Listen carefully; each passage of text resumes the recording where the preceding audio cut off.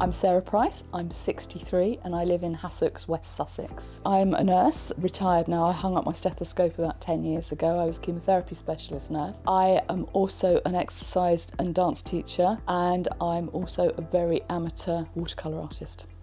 My late husband and his colleagues sold the company to an American company, and therefore there was wealth that needed managing. We had an independent financial advisor then who carried on with me even after David died and after my parents died as well. But he then decided that he wanted to retire and recommended expert wealth management to me, which suited me fine because he was always David's man and I wanted somebody that I could create an environment and a relationship with.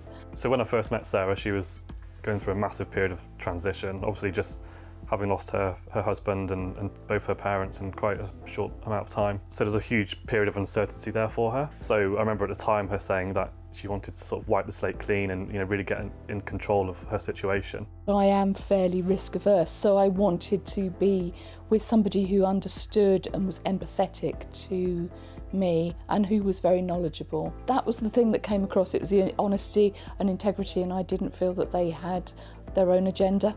So we always start every new relationship with a period what we call discovery. So it's really trying to understand at a deep level what is important to everyone that we work with.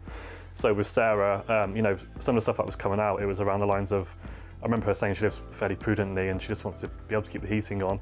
But also a lot of what was coming through was how much she wanted to make sure her son Will was taken care of. She even said at the time, I see myself as a custodian for Will's inheritance, even though the money belonged to her. It's given me peace of mind. I know that even if I live to a very ripe old age, but also that Will will be able to be financially safe as well. So there is that peace of mind as well. But what it's also done is it's given me the permission to go and spend money.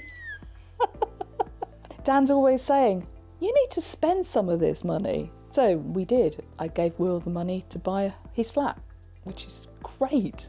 There can't be many people who can just buy a flat outright, give their son the money for a flat to buy. I just think that's wonderful. Money comes with emotions, usually. So that could be good emotions, like feeling secure, joy, relief, potentially.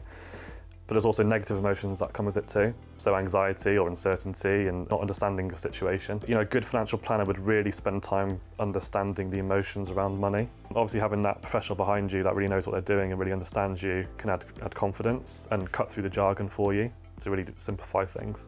And ultimately that then leads to peace of mind. He made me realise that I am safe. What I need to be is I feel that I need to be safe and that I have enough money to last me until I die, and that Will be safe going forward.